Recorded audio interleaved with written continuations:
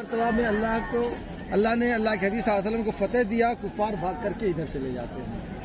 साहबे किराम यहाँ पर माल गनीमत इकट्ठा करने लगते हैं, तो 50 साहबे किराम क्या देखते हैं कि अल्लाह ने हमें फतेह दे दिया है, इस्लाम को, मुसलमानों को अल्लाह ने फतेह दे दिया है, कुफार भाग गए हैं, हमारे साथी माल गनीमत इकट्ठा कर रहे हैं, चलो हम भी उनका साथ देते हैं।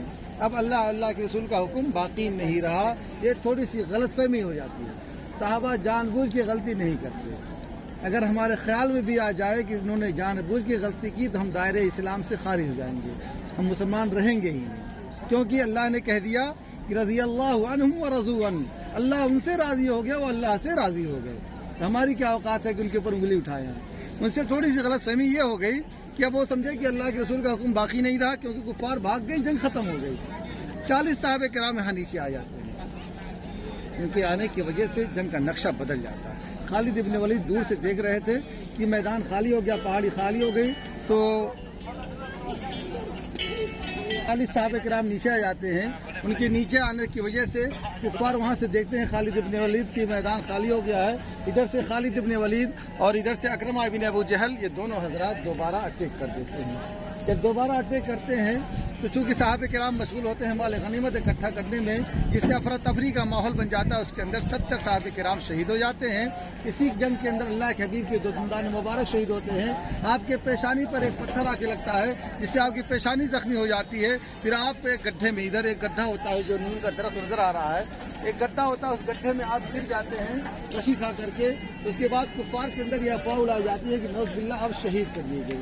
ये खबर जब साहबा को मिलती है, साहबा बदहवास हो जाते हैं, कहते हैं हम जिंदा रहते क्या करेंगे, चलो हम भी मारते हैं, मरते हैं, शहीद हो जाते हैं। ये तसव्वुर लेकर के जंग लड़ी जा रही थी कि अचानक काब इब्न मालिक रज़ियल्लाहु ताला अन्हु उस सिमत जाते हैं। क्या देखते हैं कि अल्लाह के हबीब गड्ढे में गिरे हुए हैं, जख्मी हालत में हैं। तो फिर आप सल्लल्लाहु अलैहि वसल्लम को फिर आप सहारा दे के निकालते हैं और ऐलान करते हैं कि साहब मदीना खुश हो जाओ, अल्लाह के हबीब सल्लल्लाहु अलैहि वसल्लम बाहयात हैं, जिंदा हैं। तो खबर साहबा को मिलती है, साहबा खुश हो जाते हैं। उसके बाद दोबारा जमा मर्जी के साथ लड़ते हैं, कुफार को दोबारा भगा देते हैं, लेकिन उस वक्त तक 70 साहबे किराम शहीद हो जाते हैं।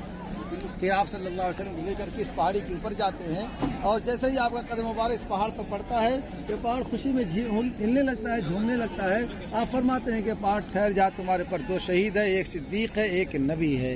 जब आप इस तरह आप फरमाते हैं तो पहाड़ फिर ठहर जाता है। उसके बाद ये जो टावर नज़र आ रहा है, इसके दामन में आप जाते हैं, और जैसे ही थोड़ा आगे जाते हैं तो पहाड़ फट जाता है, अपने दामन में जगह दे देता है, और उसके अंदर फिर अल्लाह के हबीब सल्लल्लाहु अलैहि वसल्लम की मरहम पट्टी होती है। आप थोड़ी देर वहाँ पर आराम करते हैं, फिर यहाँ से मदीना के लिए रवाना हो जाते हैं। ये देखिए मस्जिद नबी का मीनार नज़र आ रहा है यहाँ पर, कि मस्जिद नबी का मीनार यहाँ से सामने है, यहाँ से 4.5 किलोमीटर के फासले पर है।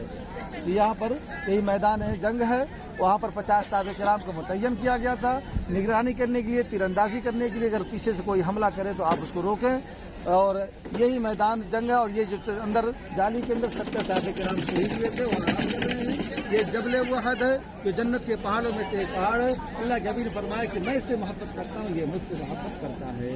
यही इसकी तारीख है। और इंशाअल्लाह अब चला जाए भाई फैसल, आइए चलते हैं आप लोग।